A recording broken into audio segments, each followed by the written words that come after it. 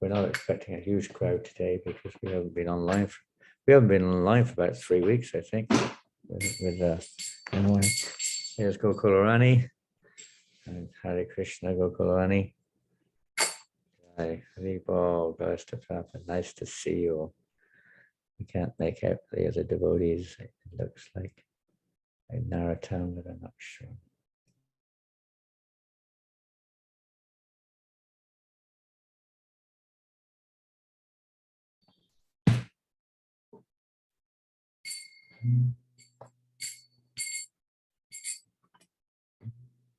I don't see Governor. I don't see me, but I don't see Governor. Namo Vishnu Padaya Krishna Prishtaya Bhutale Srimate Bhakti Vedanta Swami Nityanamine Namo Vishnu Padaya Krishna Prasthaya Bhutale Srimate Bhakti Vedanta Swami Nityanamine Namaste Saraswati Deve Gauravani Pracharine Devasesha Sunyavaride Astyacharisha Tarine Namaste Saraswati Deve Gauravani Pracharine Devasesha Sunyavaride Astyacharisha Tarine Shri Krishna Chaitanya Prabhu Nityananda Shri Advaita Gadadhar Shri Vasadi Gaur Bhaktavindam Jai Shri Krishna Chaitanya Prabhu Nityananda Shri Advaita Gadadhar Shri Vasadi Gaur Bhaktavindam Jai Radha Madhava Kunja Bihari Jai Radha Madhava Kunja Bihari Jai Radha Madhava Kunja Bihari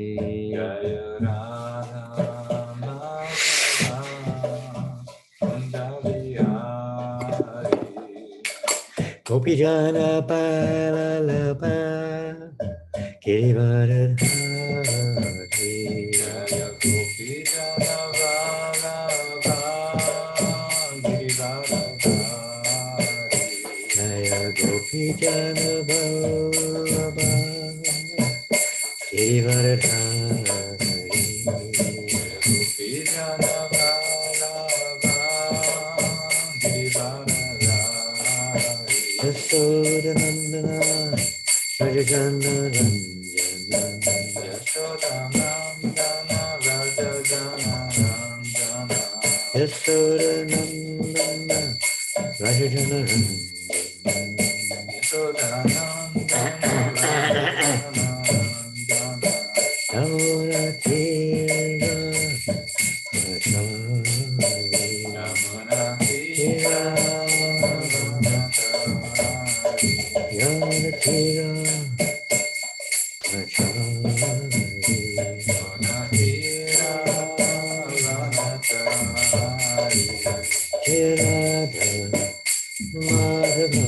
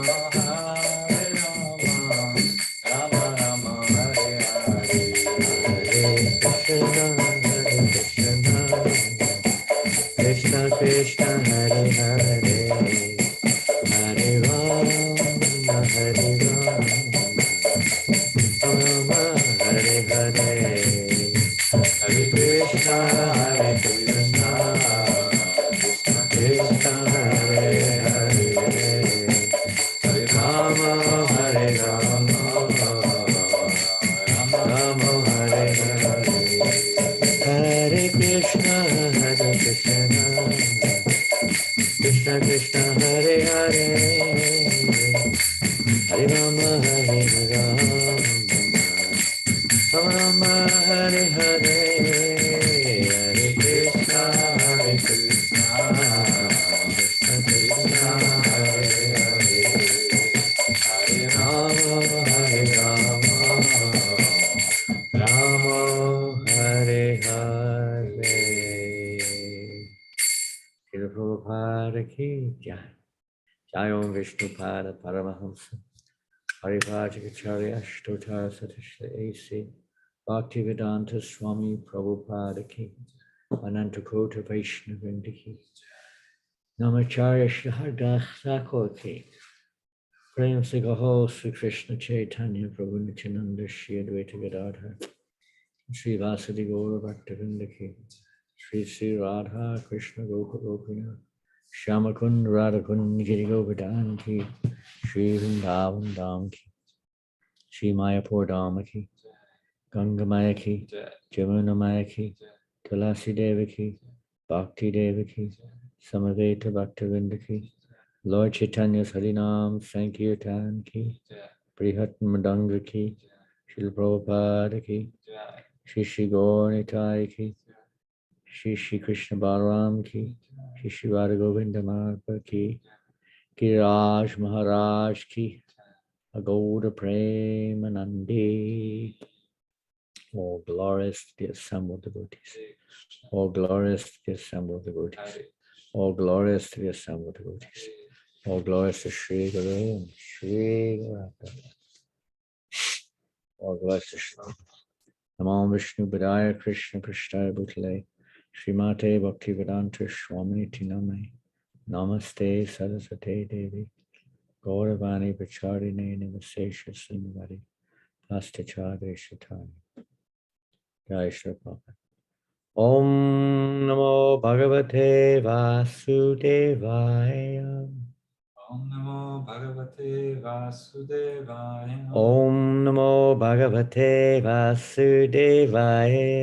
Om Namo Bhagavate Vasudevaya. Om Namo Bhagavate Vasudevaya. Om Namo Bhagavate Vasudevaya. Hare Krishna. Hare Krishna, dear devotees. And the last few weeks we've been traveling around in England and doing programs mostly at the time when we normally have our Zoom sessions. We're usually in some temple or some place giving some program or another. So I'm sorry we haven't done any direct Zoom classes the last few weeks, but perhaps you've been tuning in. We've had, I think on most temples that they've been, let's say, recording it, etc., etc. So today we'll go back to where we left off, Srimad Bhagavatam. Now you've got two choices here. You can either, you have your book, or I have also put it on PowerPoint. So I'm going to request share screen with our host now. And hopefully you'll be able to see it in a few seconds. Open up the PowerPoint. Just give me 1 second. Today we're on the Srimad Bhagavatam, Canto 1, Chapter 2, text number 14. And I just have to check which one it is. This one? This one. Not Oh, this yes, one. this one. This one here. There's two of them up there. Okay. You should be able to see it on your screen. If you have, it's maybe a little bit bigger on the screen. Yeah, those who haven't got such good eyesight, like myself, maybe, you can see it on the screen now. So this is the verse. Well, last week we, not last week, last month, or whenever it was, we did text 13, and today we're on text 14. So we can chant together. Tasmare kena manasa, tasmare kena manasa, Bhagavan Satvatam Patihi, Satvatam Patihi, Shrutavya Kirtitavyascha, Kirtitavyascha, Yeya pujascha nityada. Yeya pujascha Nityada. nityada. Tasmadikena manasa. Tasmadikena manasa. Bhagavan Sattvatang Patihi. Bhagavan Sattvatam Patihi. Shrotavya Kirtitavyascha. Shrotavya Kirtitavascha. Jaya Pujascha Nityada. Yeya pujascha nityada. Tasmadikena Manasa. Tasmadikena manasa. Bhagavan Sattvatang Patihi. Bhagavan Sattvatam Patihi. Shrotavya Kirtitavyascha. Shrotavya Kirtitavascha. Jaya Pujascha Nityada. Yeya pujascha nityada. It's a very nice verse to keep or learn, keep with us. It's one of the series of very significant verses in the Bhagavatam, and it helps us to remember our goal in life and also the means to attain it. We'll read the verse word for word. Tasmat, tasmat. Therefore, ekena, Ekena. by one. By one. Manasa, Manasa. attention of the mind. Attention of the mind. Bhagavan, Bhagavan. the personality of Godhead. The personality of Godhead. Sattvatam, Sattvatam. of the devotees. Of the devotees. Patihi, Patihi. protector. Protector. Shrotavyaha, Shrotavyaha. is to be heard. Is to be heard. Kirtitavyaha, Kirtitavyaha. to be glorified. To be glorified. Cha, Cha. and And Jayaha, Jeyaha. to be remembered. To be remembered. Pujaha, Pujaha. to be worshipped. To be worshipped. Cha, Cha. and And Nityada, Nityada. constantly. Constantly. Translation and purport by Srila Prabhupada. This verse is spoken by Sutta Goswami in answer to the sages of Naimishranya, their relevant questions. And he's explaining now what the highest religious principle is for a human being and how one can attain, as in other ages, various processes, but in this age, how one can attain that perfection of human form of life. So Sutta Goswami says, therefore, with one pointed attention, one should constantly hear about, glorify, remember, and worship the personality of Godhead, who is the protector of the devotees.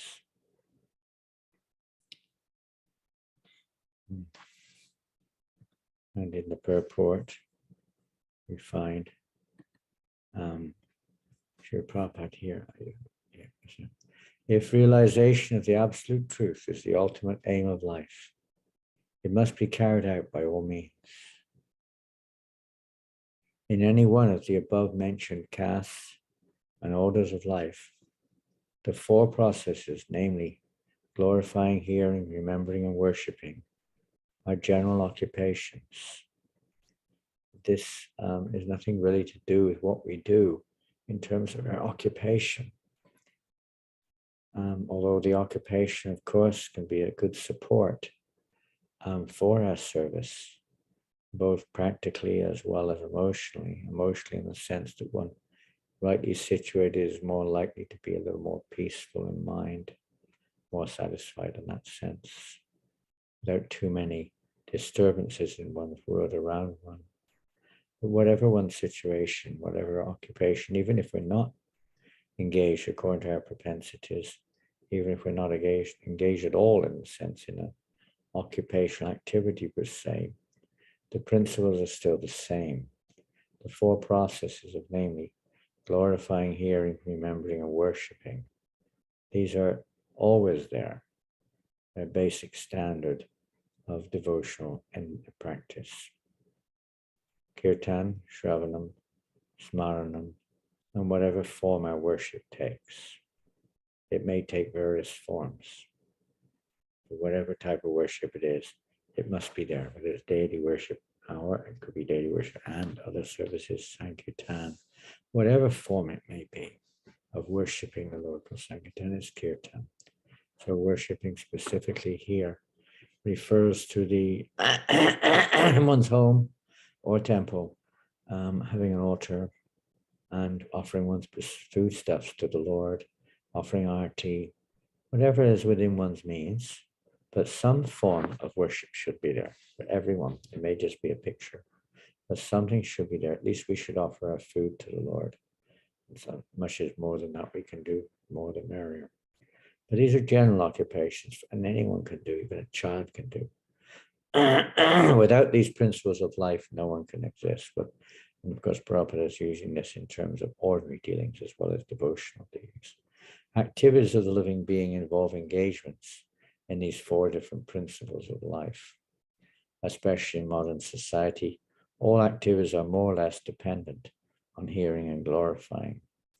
Especially these days, where pretty much everything, not so much maybe now, but over the last few years, most of our communication has been online, at least for many people. We're hearing and asking questions, or speaking, or something. Any man from any social status becomes a well-known man in human society within a very short time if he is simply glorified, truly or falsely, in the daily newspapers. Now, of course, more by other means of social media, newspapers are also there, of course, but social media has so many other methods now of spreading news, true or false. It's very accelerated. Sometimes political leaders of a particular party are also advertised by newspaper propaganda, and by such a method of glorification, an insignificant man becomes an important man within no time. But such propaganda, by false glorification of an unqualified person, cannot bring about any good, either for the particular man or for the society. There may be some temporary reactions to such propaganda, but there are no permanent effects. It's all under the guise of, but under the control of karma. People may think that they're the doer, that they're some special person or something. But according to karma, some people may be empowered in various ways to act in certain ways. But it's not there, you could say, there in the greatness as such.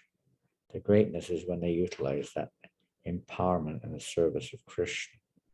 When they recognize that ability is nothing but Krishna's ability in power, slightly reposed in them.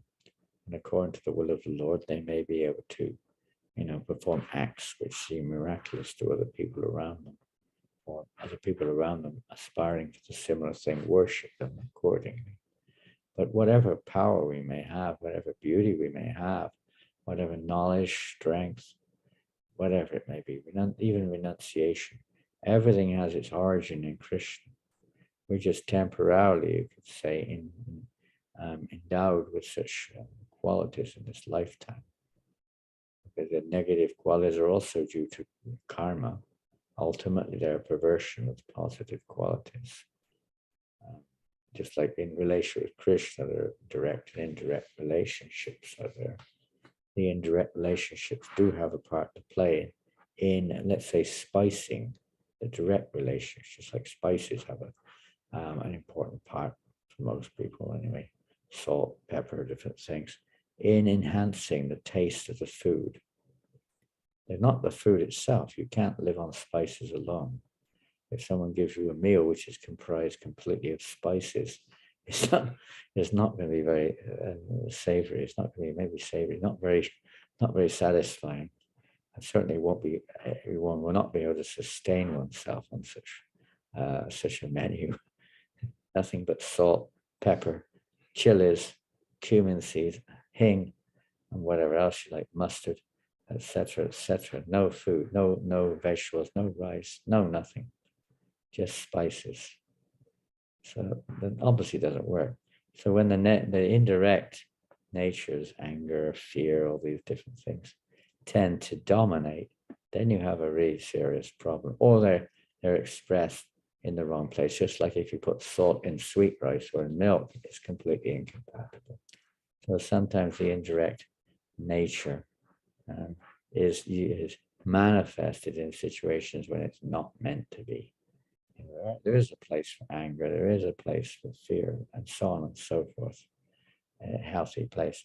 But when it's in the wrong situation, it can create stomach problems, constipation, diarrhea, whatever it may be. Same with spices like that. There may be some temper. Therefore, such activities are a waste of time. So from the other angle, they do not, spiritual practice, they do not help us. Even if we may follow somebody who's very great in this material world, or very attached to something which appears very great in this material world, it doesn't really help us in our spiritual life. It may temporarily give us some inspiration, some satisfaction, something or another, or even some returns, but ultimately has no value whatsoever unless it's connected to the Lord. The actual object of glorification is the Supreme Personality of Godhead. So if you see something beautiful, like in the Bhagavad Gita, we see so many times Krishna is explaining how he is present in all the various energies of this world. So to remember Krishna, we may be a little attached to the objects of our senses, but to remember how they're all related to Krishna, how they all come from Krishna ultimately, whether perverted through the modes of nature or not, they all eventually or originally come from the Supreme Personality of Godhead. So he's the one to be glorified. He's the source of everything, not whoever we think we are in this world. Not even nature. Nature is Krishna's external nature. It's his nature. It's not that it's just independent, has no cause. Nature means referring to somebody's nature. So the material nature is a reflection of Krishna's superior nature. The actual object of glorification is the Supreme Personality of Godhead, who has created everything manifest before us. We have broadly discussed this fact in our comments on the Janmadhyasya verse in the Srimad Bhagavatam Shlok. At the beginning of the Bhagavatam, the tendency to glorify others or hear others must be turned to the real object of glorification, the Supreme Being, and that will bring happiness. It's a tough one, isn't it? We're very much seeing ourselves in the center. One of the biggest obstacles on the path of devotional service, and because it keeps people bound up in this material world, but for those aspiring for Krishna consciousness, one of the biggest obstacles on the path is this, let's say, wanting to be recognized, Patishta, seeing oneself in the center. It's a manifestation of pride. It's a manifestation that we're still on the full, we're still covered by false ego. We're still seeing ourselves in the center. The question may be, what are we going to do about it? It's a name, fame, prestige. These, we like it. When somebody glorifies me, I like it. I know it's wrong, but there's a natural reaction within the consciousness. You feel good. It comes from Krishna. And Krishna's the origin. And of course, he's worthy of glorification because everything comes from him. Even that comes from him. Everything comes from him. But there it says, on that plane, it's a little different. So what do? We could say, first, before we get further into that, I'm going to share something more. Because this verse, which we've just read or heard from Srimad Bhagavatam, is not repeated word for word, but it's repeated almost in other parts of the Bhagavatam, because it's such an important thing. To make this change, which we require, it's not just a matter of learning the Bhagavatam, it's a matter of hearing it submissively. And as long as we've got this false egotistical view of the world around us, even in relationship to the Srimad Bhagavatam, we can be extracting our own, let's say, what we want to extract out of it. It's not a question. I mean, the other day, one devotee said to me, it got stuck in my mind. I don't know why. He said, I'm always trying to find a situation where I feel comfortable, where I feel good. But I don't look for a situation which is good for me. We forget who we are. We're looking to satisfy our present conditioned idea of who we are, mentally, physically, etc. But that may or may not be good for us. It may be at certain stages required, of course. And to a certain extent, it's always going to be there unless we're pure. But we should also realize that for that change to take place in our perspective, in our consciousness, and sometimes we have to accept situations which may not appear to be so good for us, so comfortable. And that is called penance. That's called austerity. Getting up in the morning at whatever time we may get up. If we're actually on the spiritual path, we'll be endeavoring to reduce eating and sleeping to some degree, at least as we progress. And getting up early in the morning is one example. It may not be possible for everyone. Taking a shower or bath,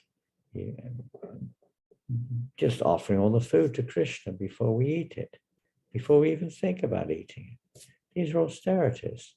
Chanting 16 rounds of japa or more, or whatever we're doing. An austerity, going out on the street. Maybe we don't want to do that.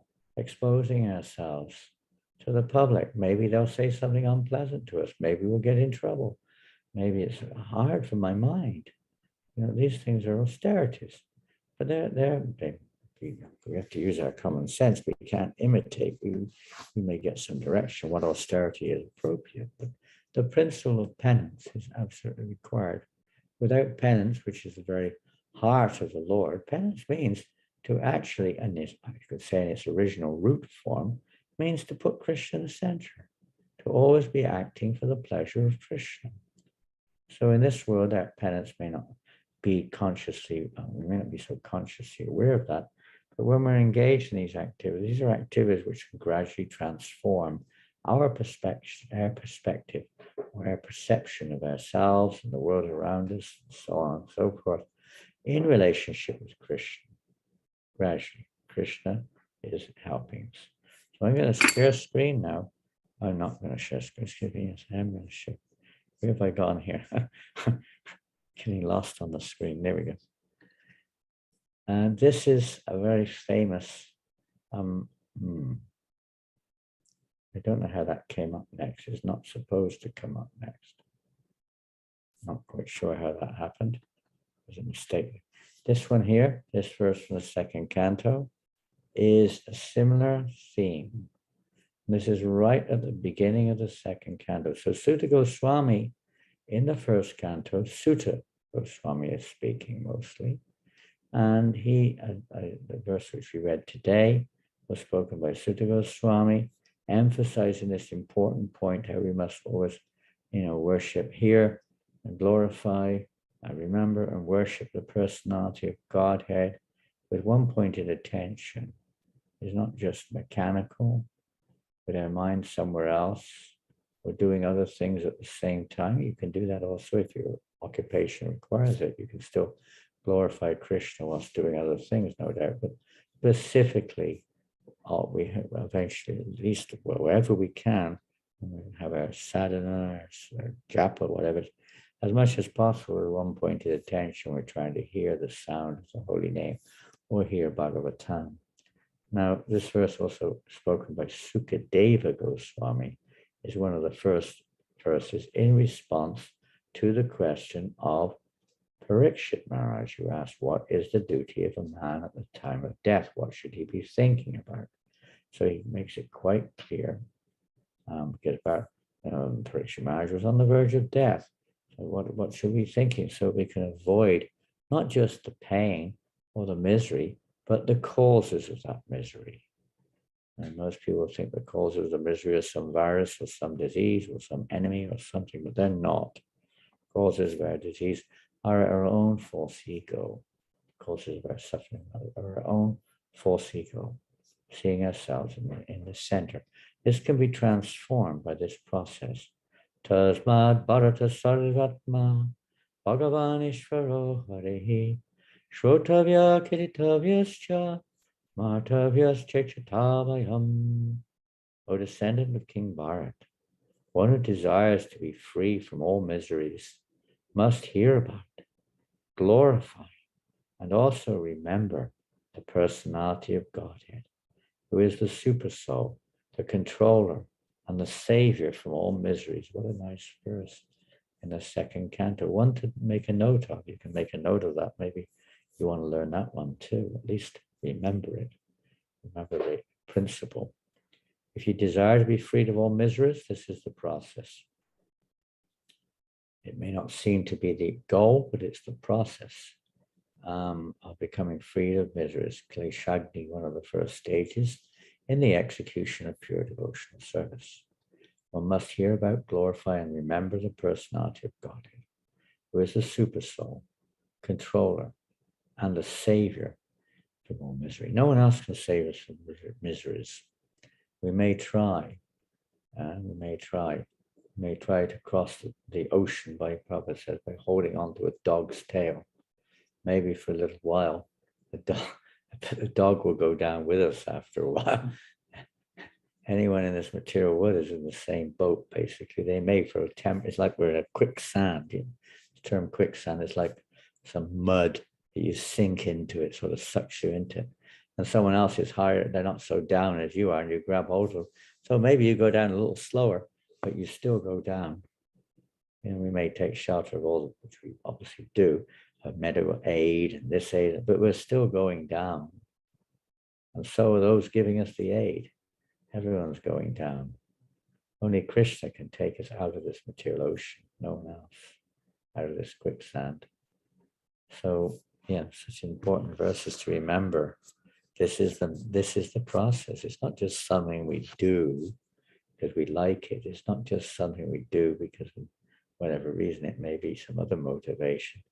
This is the only means of emancipation from illusion, from suffering, and ultimately the only means to awaken or to take us or to bring us to safe land, to bring us to the spiritual platform, where there'll be no more chance of coming under the influence of the illusory energy. Go to the next one. Oh, this is the purport, that verse. There we go. Some of it, I've just selected a few parts of the purport, not the whole purport. One should not do anything, either good or bad, on his own account, but must execute everything on behalf of the Supreme Lord, the ultimate proprietor of everything that be. Well, that's the peace formula from the Bhagavad Gita. You may be familiar with the Srimad Bhagavad Gita verse, Bhuktaram Yagatapasam Sarvalokam Maheshwaram Suvidam Sarvabhutanam Yathamam Shanti Richati. Peaceful. One who understands that Krishna is the proprietor, enjoyer, and friend of everyone, and not bewildered by this material world, can gain peace from the pangs of material existence. Ultimately, after practically applying this process of hearing, chanting, remembering, and worshiping the Lord, will develop attachment to Krishna. This is the essential growth. Attachment must be there. One must love. Prabhupada said the other day, we must love our service. So sometimes in the beginning, we may not love everything we're doing, but we have to have some attraction to some aspect of hearing, chanting, remembering, worshiping, and so on and so forth, to progress in spiritual life. Therefore, one should first of all hear about the Lord. Carrying on with the reading. When one has perfectly and scrutinizingly heard, one must glorify his acts and deeds. First thing is to hear. What can we do? What we know if we don't hear? There's different ways of hearing through the various senses. Let's say that sent to knowledge requiring senses receive knowledge, and we act on according to what we receive through our knowledge acquiring senses. One must glorify his acts and deeds, and thus it will become possible to remember constantly the transcendental nature of the Lord. This is a means of changing our, form, the mental form, which may be full of all kinds of thoughts, Obviously, if we're working in some occupation, we have to do what we have to do. Naturally, the mind will be thinking of aspects of that occupation, but not more than necessary. That is our goal of life.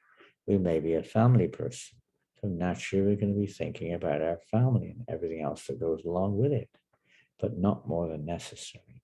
And trying to also connect that to Krishna. We're trying to connect that to Krishna, so it's not completely, let's say, like two worlds. We have to try to connect the two worlds. And by hearing very carefully, one who is perfectly unscrutinizingly heard. If we hear carefully in the next chapter, the third chapter of this Srimad Bhagavatam, also Sutta Goswami, it says, now I'll try to teach you the same thing that I have learned from my spiritual master. And now I'm going to try to teach you the very same thing. And you should hear it with rapt attention. This is perfect scrutinizingly hearing, very careful hearing, without interference or without other thoughts coming in. Attentive, submissive hearing. And Sutta Goswami says that one who hears attentively is not just a matter of just hearing, but the hearing needs to become attentive, which means submissive, not challenging, not mixed, not through some discrimination according to our conditioning, like that, but just submissive hearing, which means to associate with the Lord in the form of Srimad Bhagavatam, or the holy name.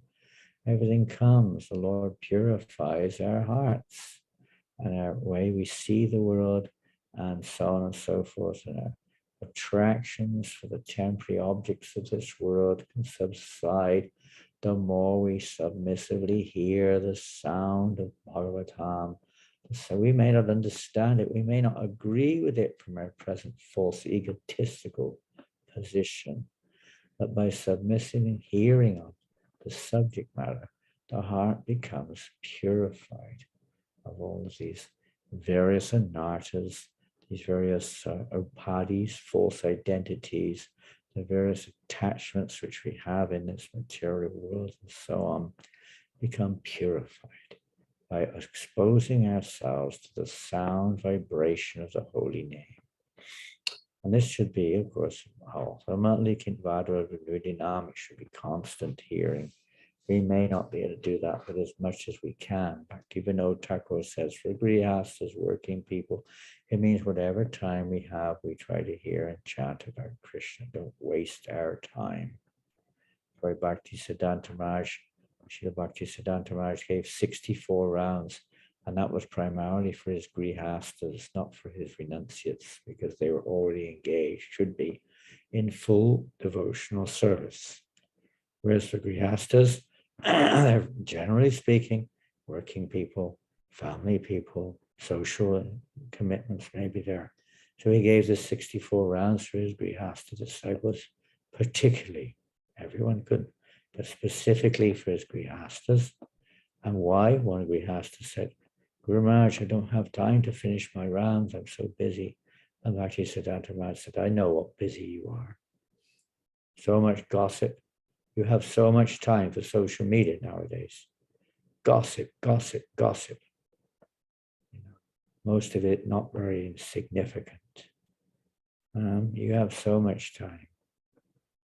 He could see what was really the problem. Because I can't say that's the problem. We can't say that's the problem with everyone here, but it certainly is a problem. We do waste a lot of time. Much as possible. The idea is that we fill those gaps, those opportunities. One time, Dhanavir Goswami, you may have heard the name, wonderful devotee of Srila Prabhupada, when he was a young devotee, temple commander in LA where he joined, the temple commander's name was Vishnu Jan Swami. And Vishnu Jan Swami, he was he was one person who was very much engaged, hearing, chanting, worshipping, remembering, and so on. So Dhanavir asked him one day, can I have more time, please, for reading and chanting? And Vishnujan said, no, you have enough time. You have your service to do. He said, you find time. You find time for more reading and chanting. And sure enough, he looked at his day and he found he was wasting so much time sitting there in the bus or the car, waiting to go on Sankirtan, or waiting for someone to come along, or waiting for someone to serve me for Shadam, or waiting for this, waiting for that, fiddling around doing other things. He eventually, without changing his daily schedule, found 2 hours a day for reading Prabhupada's books. Interesting. He tells that story. Yes, so hearing about the Lord and back to the verb, hearing with rapt attention. Prabhupada in the purport describes that to hear this with rapt attention, one must be pure in mind. To be pure in mind, one must be pure in one's activities. To be pure in one's activities, one must be pure in one's eating, sleeping, mating, defending. Although these things that seem external, they help us. Lifestyle, environment, an association. It helps us to hear the subject matter. That's why Prabhupada established temples. That's why it's important to have the Sangha of devotees. It's why it's important to try to make your home clean. In a cleaner environment, it's easier for the mind. Just look back at Naimisharanya forest, the sages of Naimisharanya. There were many, many sages. It said there were over 80,000 sages there. Huge amount. It's like being in an enormous football stadium. 80,000 people, and you're on the grass in the middle, and you have no microphone, and you have to speak to Srimad Bhagavatam. How would people hear it? Especially the ones at the back. Not even a stadium, maybe they were gathered around, but generally when they speak, people are in front. Huge crowd. And without a microphone, everyone has to hear it with rapt attention. Well, it's said that you could hear a pin drop. A pin drop. It was so silent. Even the birds stopped singing. They stopped moving. The leaves stopped rustling. The wind stopped blowing. Everything was suspended. Now, in the ether, the ether is so pervaded with so much electromagnetic energy, so much transmission of sound through subtle forms, through the ego, through the ether rather, that the ether is so contaminated. It's like blocked, it's cloudy. Everything gets distorted in the ether. Sound vibration gets distorted very quickly because of everything, all the other sound vibrations, what to speak of the subtle ones. And it's very hard to hear. But when Sutta Goswami was speaking, not only the gross energy was suspended or silent, so the sound could pass cleanly through the atmosphere, but the subtle energy was also pure. So the minds were not disturbed. In our modern society, you don't have to do anything. You'll be disturbed. Don't worry, by doing nothing, you'll still be disturbed because of so much negative or useless vibration in the ether, in the subtle energies, which disturbs one's mind even without knowing why. We're living in such a disturbed atmosphere. So therefore, an endeavor to make one's home or one's environment as peaceful as possible, as Krishna conscious as possible, is a very valuable aid, you could say, for hearing the Srimad Bhagavatam with rapt attention. We'll read on. Hearing about and glorifying the Lord are identical with the transcendental nature of the Lord. And by so doing, one will be always in the association of the Lord. This brings freedom from all sorts of fear. This is another nice point. When we're in the association of the Lord, no fear. He's the protector, as the verse we read today, protector of the devotees. One feels secure. Whatever you want to do, my Lord, that's up to you. but I feel safe in your hands. This is faith. We put our hearts at the lotus feet of the Lord. Do as you wish with me. We may not be at that point, but that's devotional service. We're working towards it. A child may feel the same way, a little child in the presence of his parents. Fearless, convinced that his parents will provide what it needs, preserve what it lacks, protect it in need of danger. It may not, parents may not be able to, but the child feels that that's the only security practically. All a person's activities become molded into spiritual activities by his hearing about and glorifying the Lord. And thus all conceptions of material miseries become completely vanquished. What he discussed. And another very similar verse in the second canto, chapter 2, text 36. Tasmat sarvatmana rajan hari sarvatra sarvada shrotavya kiritavyascha martavyo bhagavan. O king, it is therefore essential that every human being hear about, glorify, and remember the Supreme Lord, the personality of Godhead, always and everywhere. What a wonderful meditation. Thought just came to my mind. It's so wonderful. All we were doing is just glorifying the Lord, chanting his names, hearing Srimad Bhagavatam with others, sharing this association with others, and not even worrying about eating, sleeping. They happen when they happen, and so on and so forth. We're not, obviously, we can't imitate the great devotees.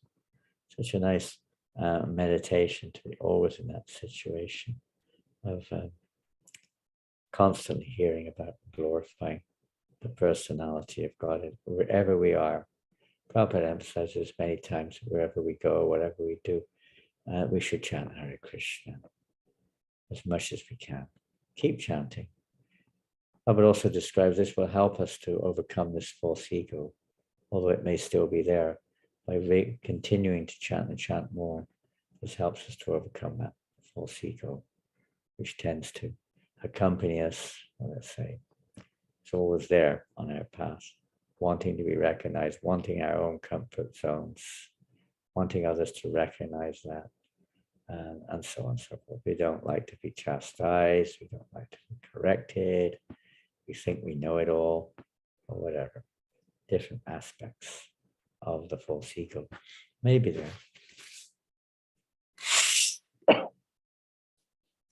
It says essential here. It doesn't just say, as you like. Essential, if we want to go back to Godhead, if we want to get free of misery, if we want to make use of our human life, it's essential that we have to hear and chant and remember the personality of God. Everything should be directed or arranged to help us to achieve that very purpose. And I didn't put it into Sanskrit, sorry, Anyway.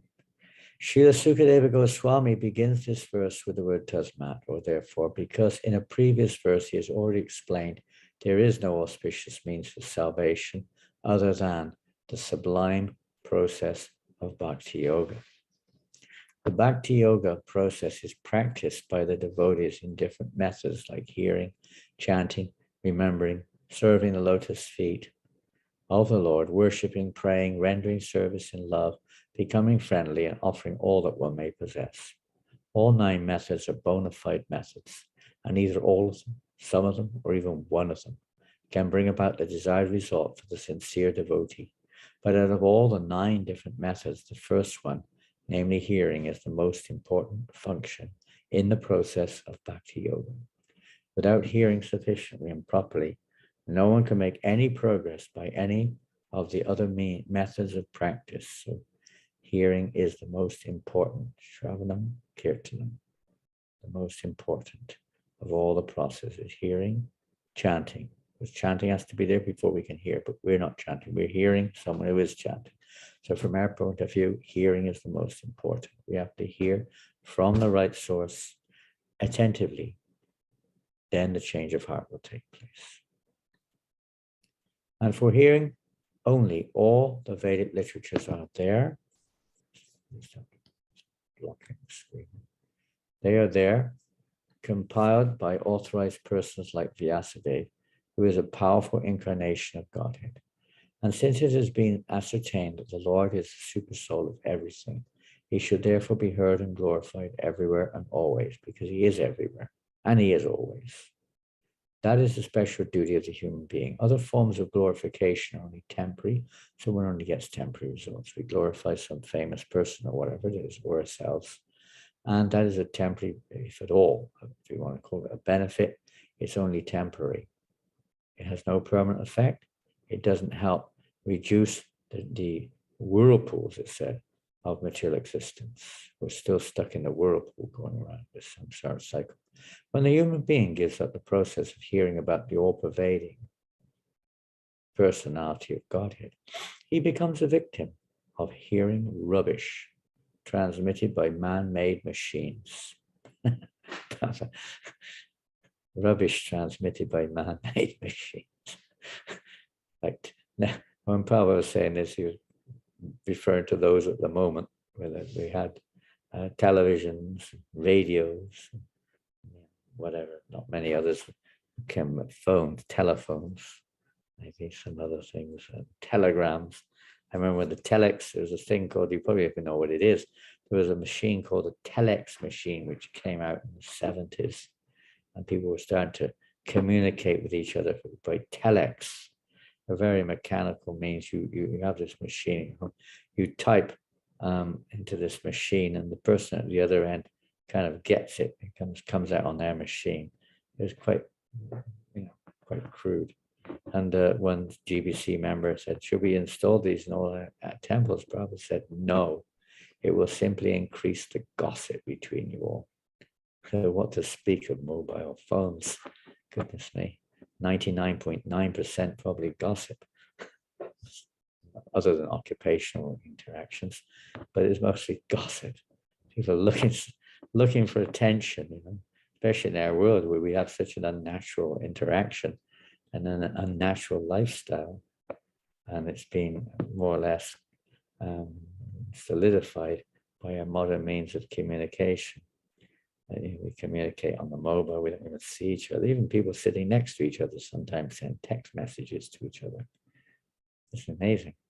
It's such an amazing situation we find ourselves in. Not easy. But anyway, Prabhupada's saying here, rubbish transmitted by man-made machines. And sometimes we just say, what was it like when you put on these mobiles? I like. Yes. Yeah, I like it. It's just nonsense. Nonsense. Wasting our time like this. It is said here that it is incumbent upon the human being to hear about the Lord, and scriptures like the Bhagavad Gita and Srimad Bhagavatam are made for that purpose.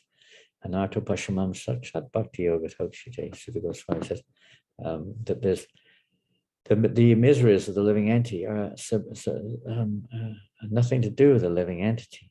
Superfluous. They have nothing to do with us. They can be mitigated immediately by the linking process of devotional service. But the mass of people don't know this. So therefore, Srila Vyasadeva has compiled this Srimad Bhagavatam, which is in relationship with the Supreme Personality of Godhead. So it behooves us to hear Srimad Bhagavatam regularly, whenever we can. Let's see next. Hearing is solidified by the process of chanting. One who has perfectly heard from the perfect source becomes convinced about the all-pervading personality of Godhead, and thus becomes enthusiastic in glorifying the Lord. All the great acharyas like Ramanuj, Madhva, Chaitanya, Saraswati Thakur, or even in other countries, Mohammed, Christ, and others, have all extensively glorified the Lord by chanting always and in every place. Because the Lord is all-pervading. You see how Srila Prabhupada can see this, pure devotees can see this. It may not be very deep, it may be a little bit, you can say, indirect, but all the devotees of the Lord, they may present a process which doesn't seem to be very transcendental, but it's setting the environment, creating an environment which in the long run will be favorable to help people to adopt or to take up the glorification of the personality of God. Purely. Because the Lord is all-pervading, it is essential to glorify him always and everywhere. In the process of glorifying the Lord, there should be No restriction of time and space. I said there are no hard and fast rules in chanting the holy name. It means according to time and space. This is called Sanatan Dharma or Bhagavat Dharma. It means eternal occupation. Sanatan means eternal, always and everywhere. Bhagavat means pertaining to Bhagavan, the Lord. The Lord is the master of all time and all space, and therefore the Lord's holy name must be heard, glorified, and remembered everywhere in the world. That will bring about the desired peace and prosperity so eagerly awaited by the people of the world. The word cha includes all the remaining processes or methods of bhakti yoga, as mentioned above. When we go to the Bhagavad Gita, there are several verses in the Bhagavad Gita which are very similar, and more or less every verse points, either creates an environment, a way of seeing the world, the importance of correct association, how to deal according to one's nature with the modes of material nature, in a way which is favorable to come to this point of this particular verse, actually not this one, there's another verse which is almost identical, same principle, how to come to this point of always thinking, engage your mind always in thinking of me, become my devotee, offer obeisances to me and worship me, being completely absorbed in me, surely you will come to me.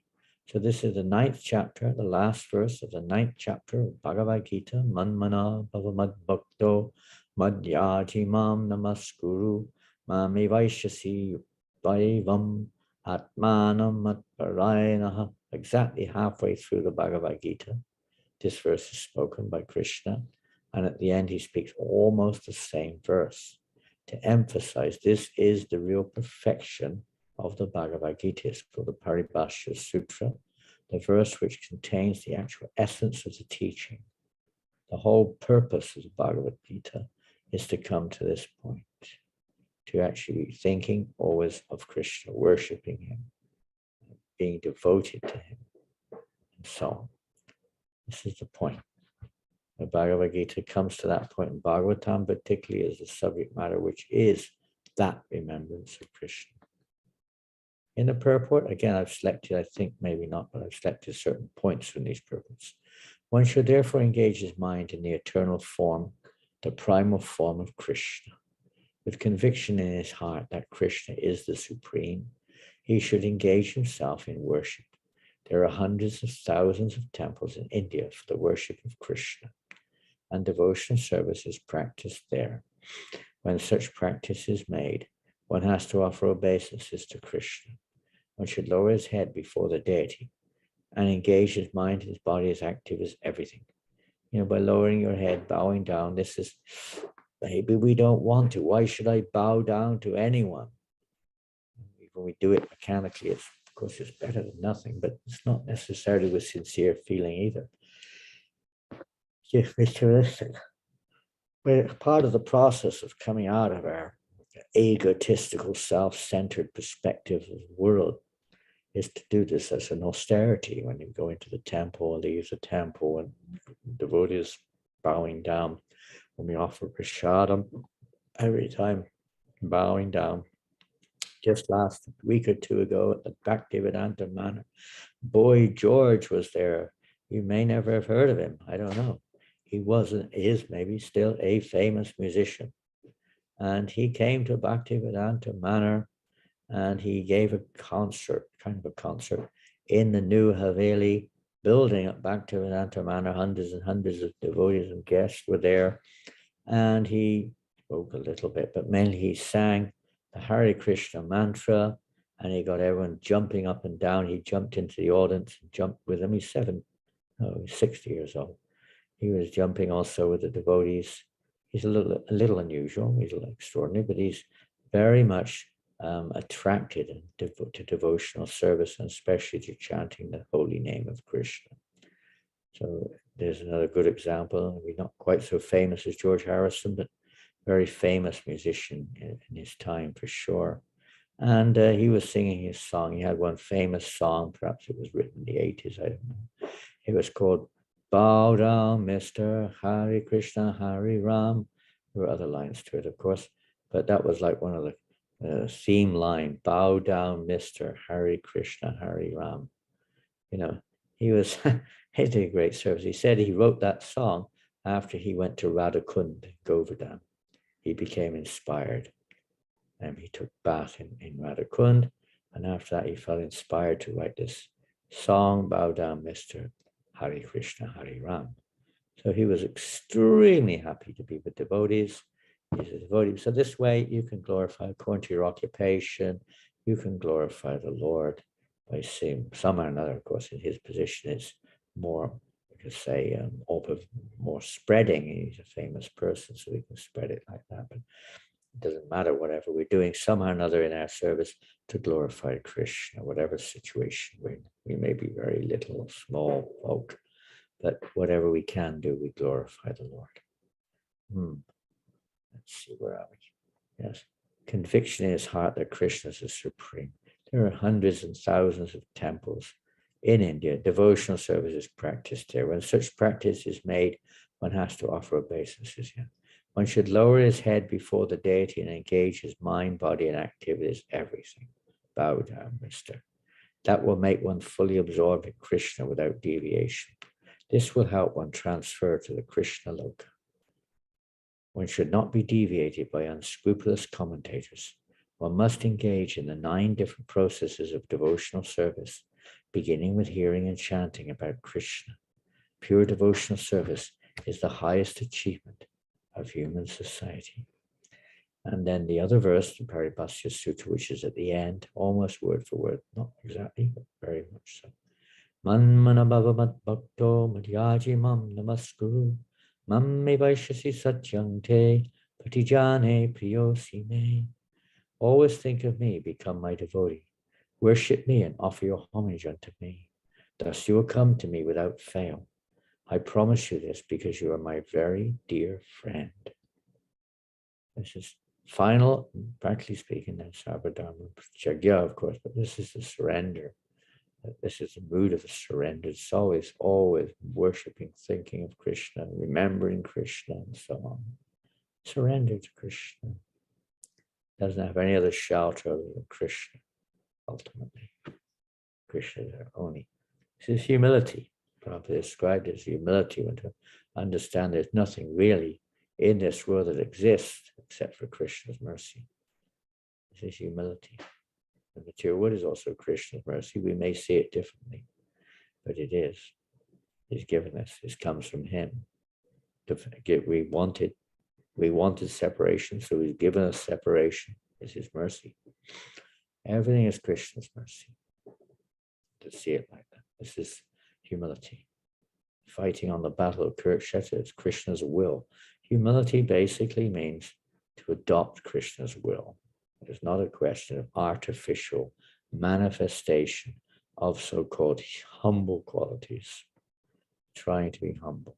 That may be, in the material sense, that may be there.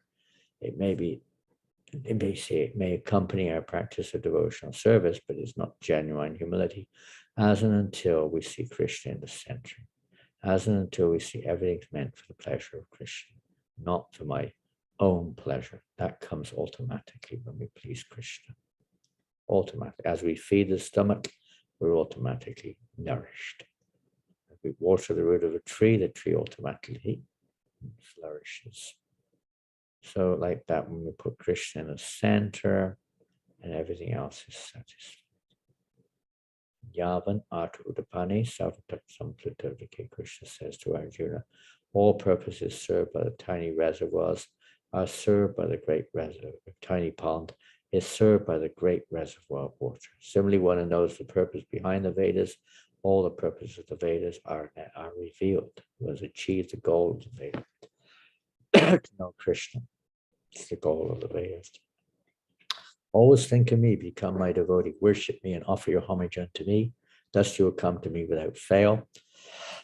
I promise you this because you are my very dear friend. That means by serving the devotees of the Lord, according to their guidelines, and practicing devotional service, and Krishna accepts one as his friend. because you're acting for his pleasure. One's acting in a way to bring him pleasure. That's how friends are developed. When we interact with each other and we find we have pleasure interacting, we call that person my friend, or they're helping me to achieve my goal. So like that, Krishna. Goal, what is Krishna's goal? Krishna's goal is to please Radharani. Radharani's goal is to please Krishna, and she likes to see all the living entities engaged in bringing pleasure to Krishna. So when Krishna sees that we're assisting Radharani in bringing pleasure, bringing him pleasure, and then he's very pleased with us. He accepts us as his friend. Radharani, rather, we should say more directly, accepts us as her friend. And if you become a friend of Radharani, that's it. Yeah, that's it. Your life is perfect. That's all there is. For sure, Krishna is pleased. That's the thing that pleases Krishna most, is when Radha is pleased. Radha Rani, if you can become her friend by assisting her and bringing pleasure to Krishna, that's the perfection of our existence. Purport, Prabhupada says, one should always act in such a way that all of his daily activities are in connection with Krishna. He should arrange his life in such a way that throughout the 24 hours he cannot but think of Krishna. See, the same theme comes up again and again. Try to arrange our lives. It can be done wherever we are. We do our best to try to arrange it to be favorable to remembering Krishna. And clutter in our homes, nonsense things in our homes, so much stuff, dirt, what to speak of, dirtiness, untidiness, uncleanliness, all these are not favorable. Not favorable. And mundane sounds, blurting out, not favorable. One has to create as much as we can. We obviously can't do everything. We're living with other people who may not be devotees, but as much as we can, we need that sacred space, if you want to call it that, where it's more favorable for us to be attentive. That one pointedness, devotional service is meant to be Vyavasi Yatmika Bodhire Keo Kurunandana. It's meant to be one pointed. Intelligence of those who are irresolute is many branched. Those on this path are resolute in purpose, and their aim is one. They have one aim. Their aim is to go back to Godhead. Their aim is to become completely surrendered to Krishna, to always think of Krishna, whatever it may be. But the aim is Krishna. The one aim is Krishna. There's a famous story of the Pandavas and the Kauravas when they were in the school of Dronacharya, and Dronacharya put a dummy bird into a tree, and he wanted everyone, all of his students, to shoot at that dummy bird with their arrow, and particularly to shoot through the eye of the bird.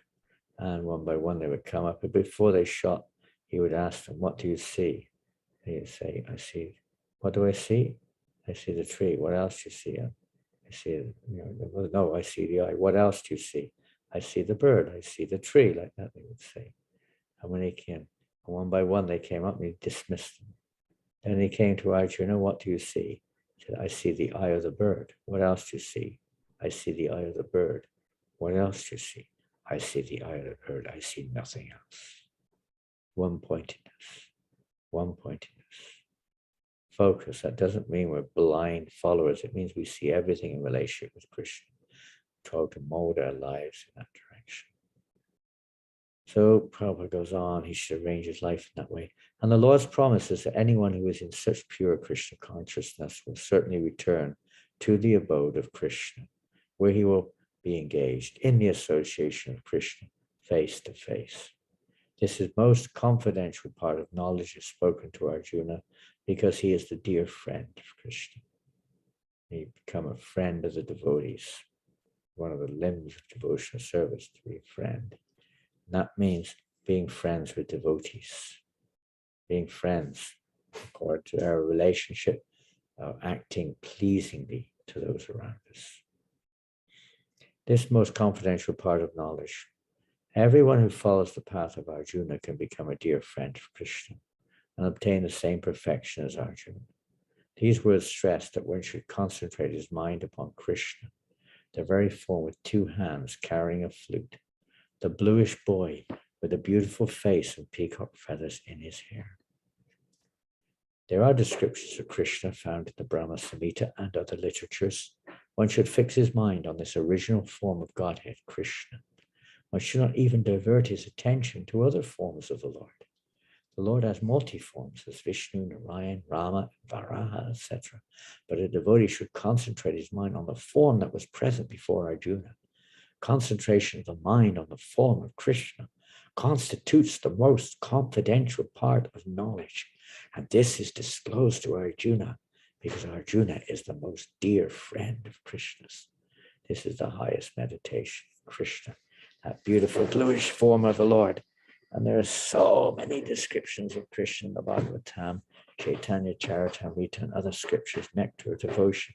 Just take advantage of it. We become attracted when we see a relatively beautiful man or woman in this world or some other scenery or something.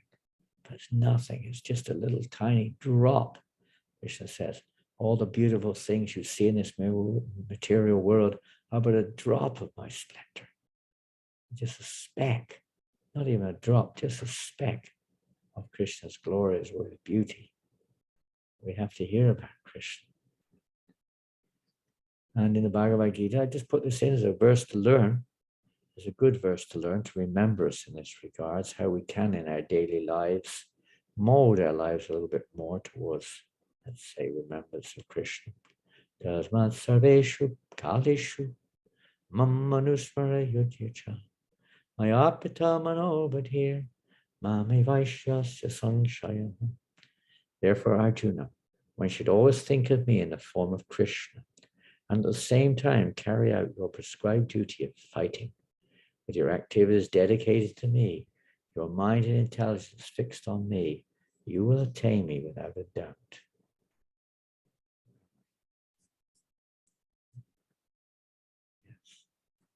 Well, that's a nice verse, a little purport, not very long. And we're going to finish off this, let's say, expansion on today's verse, if you want to call it that. Famous verse in the 9th canto of Srimad Bhagavatam. This verse is in relationship with Maharaj Ambarish. Savaimana Krishna Tara Padara Vindayor Vachamsi Vaikuntha Gunana Vardhani Kuro Hare Mandira Majanadishu Shrutim Chakara Chutasat Katoraye Kundalingale Darshane Risho Tadrit Jagatra Sparshenga Sangamam Pranam Chitat Pada Saroja Sorame Srimatulasya Vasanam Chadarpite Ado Hare Kshetra Punasa Padana Sarpane Shiro Rishikesha Padabi Vandane Kamang Chadasye Dasukama Kamyaya Ito Tamashloka Janat Janashrayavati. And famous translation, Maharaj Ambarish always engaged his mind in meditating upon the lotus feet of Krishna, his words in describing the glories of the Lord, his hands in cleansing the Lord's temple, and his ears in hearing the words spoken by Krishna or about Krishna. He engaged his eyes in seeing the deity of Krishna, Krishna's temples and Krishna's places like Mathura and Vrindavan. He engaged his sense of touch in touching the bodies of the Lord's devotees. He engaged his sense of smell in smelling the fragrance of tulasi offered to the Lord. And he engaged his tongue in tasting the Lord's prasadam. He engaged his legs in walking to the holy places and temples of the Lord, his head in bowing down before the Lord, and all of his desires in serving the Lord 24 hours a day. Indeed, Maharaj Ambarish never desired anything for his own sense gratification. And he was a great king. He had everything you could think of, partly for enjoyment. He engaged all of his senses in devotional service in various engagements related to the Lord. This is the way to increase attachment for the Lord and be completely free from all material desires. Welcome back. Hare Krishna. Prabhupada Ki Jai. So we shared, I hope we shared a few of Srila Prabhupada's unlimited gems that he's given us, undeserving that we may be, unqualified that we may be, fallen we may be. Even now we're still not very serious. We're still looking for broken pieces of glass in this material world. But the more we absorb ourselves in hearing, chanting, remembering, worshiping, and so on, in the association of devotees, and the awakening of this, the protection is there. Krishna is our protector. How he protects us, that's another thing. He's not that he necessarily protects us physically, that he may do, but as he wills, according to the situation. But the main protection is he protects us from falling under the influence of the false ego, which is, or under the influence of the, let's say, the effects of being under the influence of the false ego: lust, greed, anger, envy, illusion, and madness, and other details. He protects us from that if we're taking shelter of him, by calling out his names, by hearing his holy, his pastimes, hearing Srimad Bhagavatam, preaching Krishna consciousness. Take shelter of the Lord as our only shelter, our only protection, particularly the Mahamantra. Hare Krishna, Hare Krishna, Krishna Krishna, Hare Hare, Hare Rama, Hare Rama, Rama Rama, Hare Hare. Jai Hare Prabhupada Ki Jai. Thank you all very much. If anyone has any questions or comments, please feel free to do so. A comment or question. Give you a few minutes to think on that one. Krishna Krishna. Jai Prabhupada. Anyone want to write something in the chat or say something on I don't know if you can be unmuted or not. If you can't write, maybe you can speak.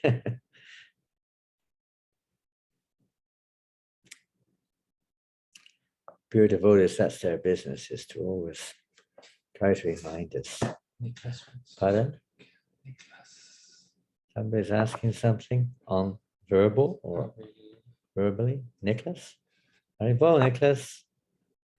Haribo.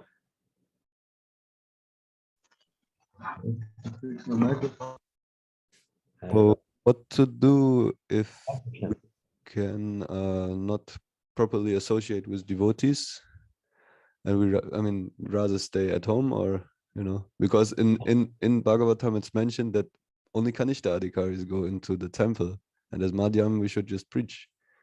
So to avoid these conflicts, maybe better to stay apart from the temple, or well, it's not the better to stay apart. Sometimes Krishna even arranges that. Nothing's by chance. So sometimes we do have to go through. You're not the only one who may have brought this up or feels that way. Sometimes it is until we, let's say, develop the necessary to go forward. Sometimes we get too familiar, or we have a particular kind of mentality, or whatever it may be. And sometimes it does sometimes have to, let's say, adjust something slightly. The better thing is to find out how we can be favorable. It doesn't mean that you can, be favorable or at home with everybody, but try to find a situation where you don't feel yourself or others don't feel yourself.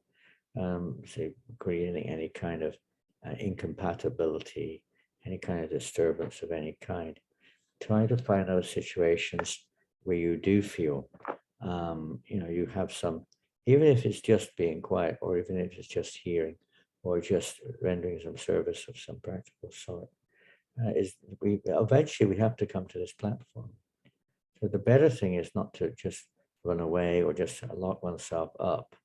Although Krishna sometimes does that, I've seen it. We may have experienced it ourselves.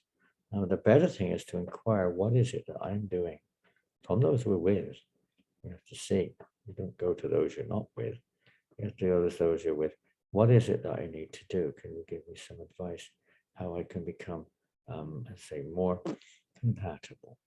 How I can, whatever false ego, whatever it may be in our behavior, the way we speak, the way we treat others, the way we think about others negatively, and the way we behave, whatever it is, what is it? We have to look at our own hearts, not the environment around us as well. The temple is the best environment for developing devotional service, at least it should be. We can't say, when we say a temple, we do expect that the temple is a place where Krishna is glorified, not that people are glorifying themselves. That may be another reason. But that's again one we have to be careful about judging, because we're looking at it from our own imperfect perspective also. But still, it may happen like that. Now, we have to choose a situation where we feel inspired, where we want to be corrected, where we want to make advancement in spiritual life. It's called svajati, associating with those where we have something naturally, some similarity, somehow or another we're able to communicate. To cut ourselves off from the association of those will not help us. Somehow or another we have to associate, whichever form it may take. We need association, and association isn't just to share our anarthas, or to share our imperfect vision. It means association with the devotees or situations which can help change and bring about the necessary change in our hearts. Some type of association must be there. It has to be there. Favorable association to help us to get out of the reason why we can't associate in a situation like the temple, or in a situation of sangha, devotees, or whatever. Something must be there, otherwise we will become alienated. When Prabhupada said, one who thinks that they can become Krishna conscious without the association of devotees is an hallucination. Now, you may not think you can, you're just suffering, or someone is suffering, maybe not you, maybe a general question, but one may be feeling, I'm too fallen sometimes. I know a devotee who felt like that. He felt himself too fallen for various reasons. He had his good reasons too. He couldn't control his senses. So he isolated himself, thinking himself too fallen. And when the time of death came, he was surrounded by devotees. Krishna informed him, no, they hadn't been seen for 20 years. Krishna informed the devotees through mystical methods, and devotees came to the hospital and surrounded him. So in his last moments, he was surrounded by kirtan, devotees chanting, because there was nothing he could do about it. He was emotional, he was unable, he was incapable of moving, he could hear. But Krishna reciprocates. He knows what's best for us. And sometimes it is like that. But the best thing is to find out what we can do to make the necessary change so we don't feel like that. Devotees should be happy to see devotees, should be happy to render service. We don't go to the temple to display our own ego or to do what we want. We go there for change, to make a conscious change. Anyway, it's a lovely point, and you can discuss it more with other senior devotees there. Another point here, let's see, from New Zealand. How can one get one-pointed attention towards Krishna? It seems difficult for those engaged in material working life, and working is also necessary. Yeah, well, that was part of what we tried to talk about today, you could say. And it's natural when we hear Prabhupada's lectures, where we don't remember everything, we don't piece it all together. We don't see necessarily the examples set by the pure devotees of the Lord. I mentioned earlier on, Bhakti Vinod Thakur said that whatever time we do have, obviously you have to concentrate on your work and your family when that's your duty. You don't ignore that. Part of our needed purification, it's part of our needed stabilization, etc. Whatever time we do, we try to utilize that for hearing and chanting about Krishna. We already mentioned what supports that hearing and chanting about Krishna. And a very important, I'll give you a little example from my own life. Maybe 7 years ago, about a week ago, I spent 3 hours talking with Keshava Bharati Maharaj. We were together about 3 hours, just he and I, talking about various aspects of devotional service.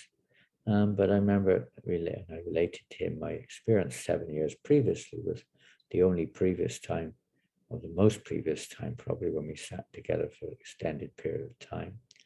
And Keshava Bharati Maharaj, you may know, he gives daily readings for 1 or 2 hours. I don't know how long, but he gives daily readings online to anyone who wishes to tune in. He's compiled ebooks and so many things for hearing the Bhagavatam, purport, verses and purports, hearing Chaitanya Charitamrita, verses and purports.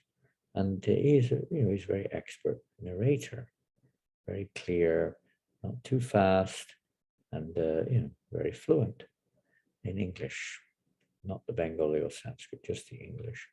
So I remember about 7 years ago when I visited him in London, he was somehow that came out of that meeting. He never told me anything, but I picked up that he was chanting every day 32 rounds and reading 41 pages of Bhagavatam every day. And just being there with him whilst he was reading for some time. For about nearly 2 years, I was reading almost 41 pages of Bhagavatam or Chaitanya Charitamrita. He finished the Bhagavatam in 1 year, just over. And then Chaitanya Charitamrita. Now, some of you may be reading more than that, but you may not be able to because you're working people. But it inspired me. It inspired me to read more. It inspired me to make that endeavor. It means an endeavor to engage in hearing, chanting, remembering, and worshiping the Lord. Is evoked in the association of those who are doing it. I remember Mahavishnu Goswami. Some of you know him, especially if you're in Wellington. You may have seen him. He used to go to New Zealand or from England. Mahavishnu Goswami, not the devotee who goes around the world with the extraordinary hat and extraordinary dress. No, that's another extraordinary devotee. But Mahavishnu Goswami was an elderly Indian woman, actually from Maharashtra, but from Gujarati origins. And he was constantly, wherever he goes, even I saw him a few weeks before he left his body. I was in what's it called? Nasik. I was in Nasik. And he also happened to be there. And when he heard that we were there, he came to see us. He could hardly walk. He made the effort to come over and see us. We didn't know where he was, but we didn't know he was there. But he heard that we were there. And he came over to see us with a group of devotees, Loknath Maharaj, myself. I know him from day joint.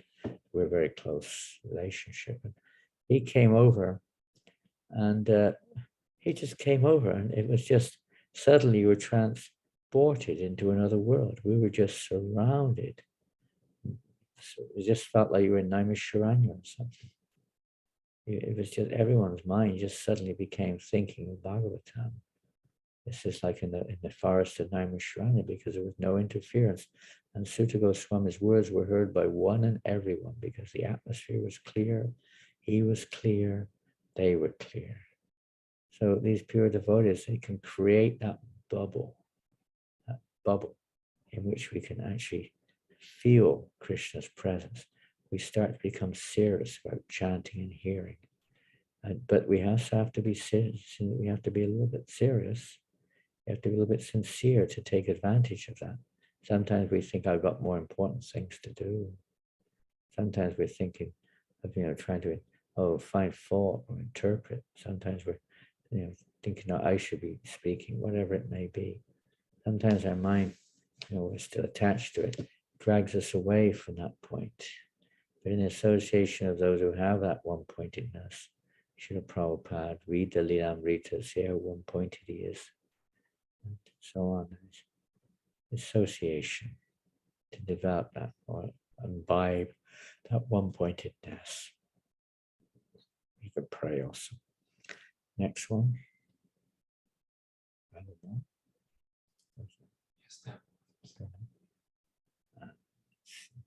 Ian.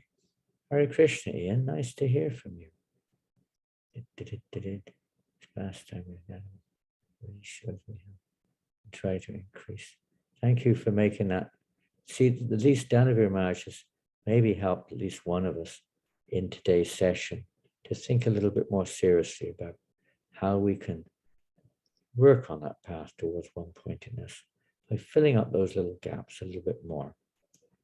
I know it's difficult as householders with kids because anything can happen any moment, but especially when we get older and we're retiring, that's really the time. Vanaprastha means full engagement in devotional service, hearing and chanting and so on. So fill up those gaps.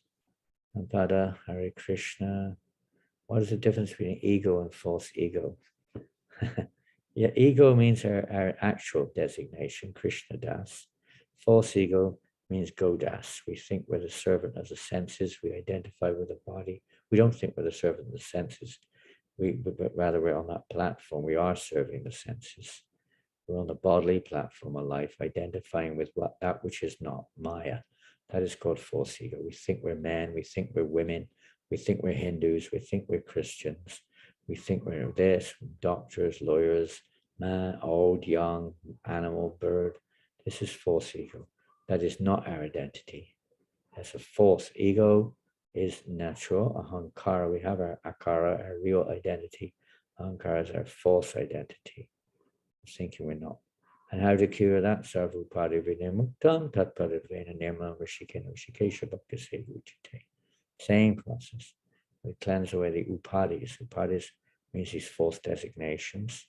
Sarva, all upadis are cleansed away. Sarva upadi vinirmuktam, freed of all false identification. Tatpadavena nirmalam, the heart becomes nirmalam, pure, cleansed by rishikena rishikesha bhakti sevujite, devotional service.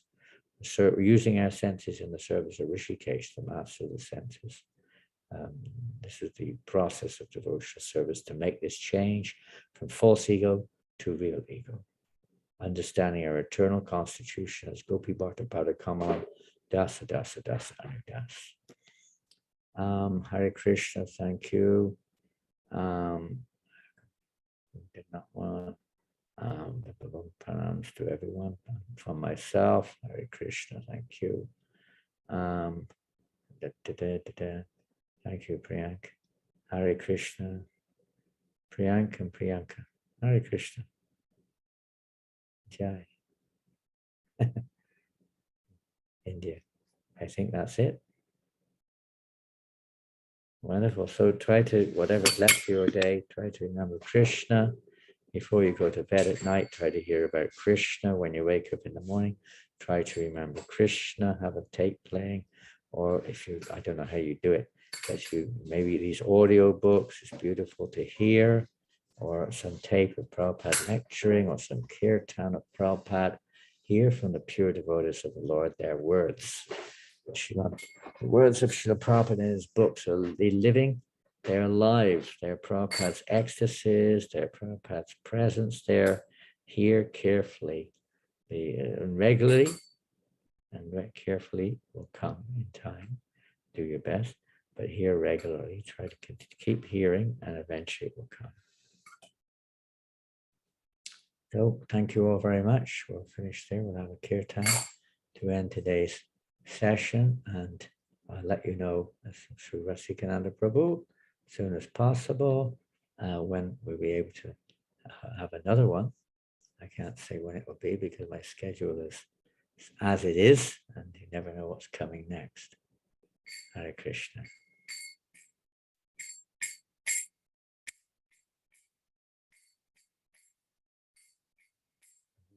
Krishna, Hare Krishna, Krishna Krishna, Hare Hare, Hare Ram, Hare Ram, Rama Rama, Hare Hare, Hare Krishna, Hare Krishna, Krishna Krishna, Hare Hare, Hare Rama, Hare Rama, Rama Rama, Hare Hare, Hare Krishna, Hare Krishna, Krishna Krishna Hare Hare Hare Hare Rama Rama Rama Hare Hare Hare Krishna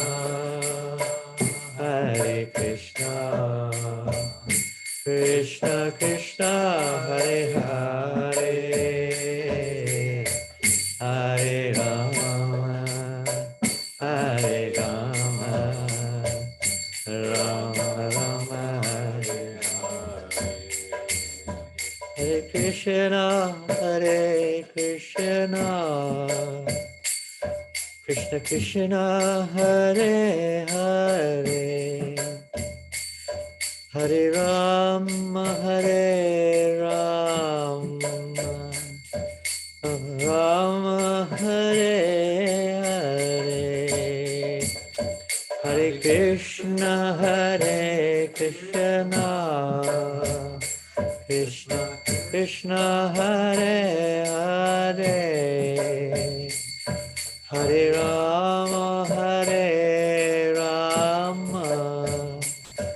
Rama Rama Hare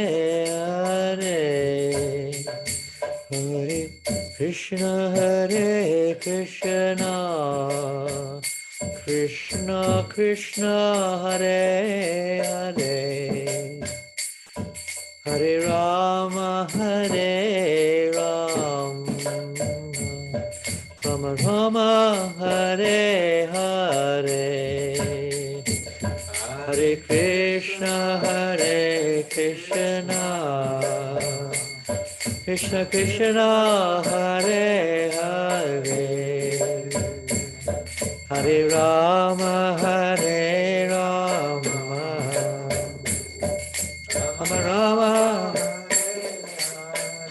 Krishna Krishna Krishna Hare Hare Hare Rama Rama Rama Hare Hare Krishna Krishna Krishna Hare Hare Hare Rama Rama Rama Hare Hare Krishna Krishna Krishna Hare Hare Hare Rama Rama Rama Hare Hare Hare Krishna Krishna Krishna Hare Hare Hare Rama Hare Krishna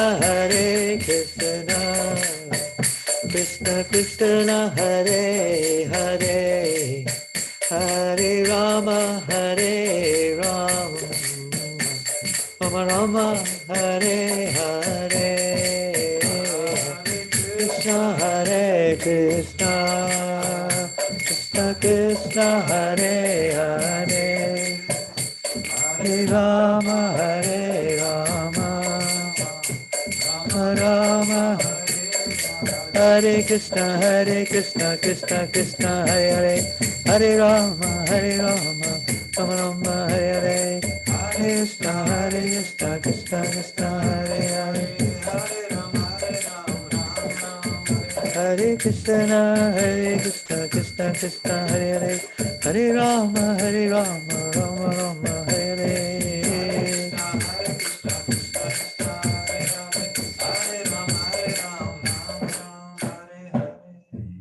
Krishna Hare Krishna Krishna Krishna Hare Hare Hare Rama Rama Rama Hare Hare Krishna Krishna Hare Rama Rama Rama Hare Hare Hare Krishna. I had to chant a little quietly today because we're in an apartment block.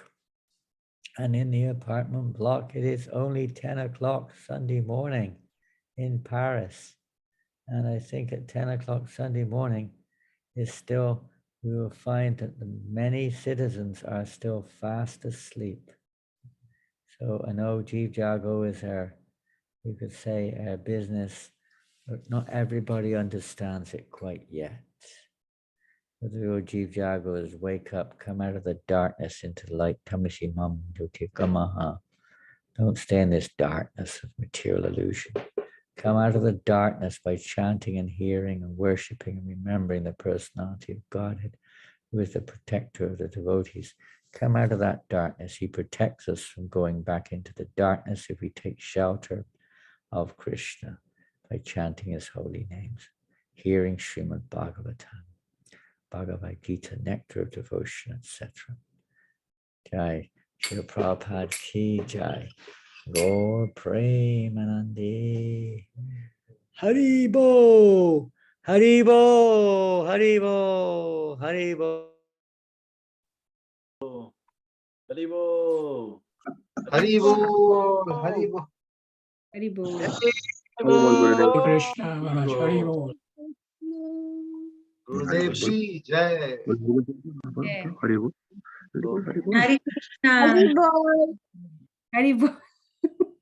Haribol Krishna. Haribol Mama.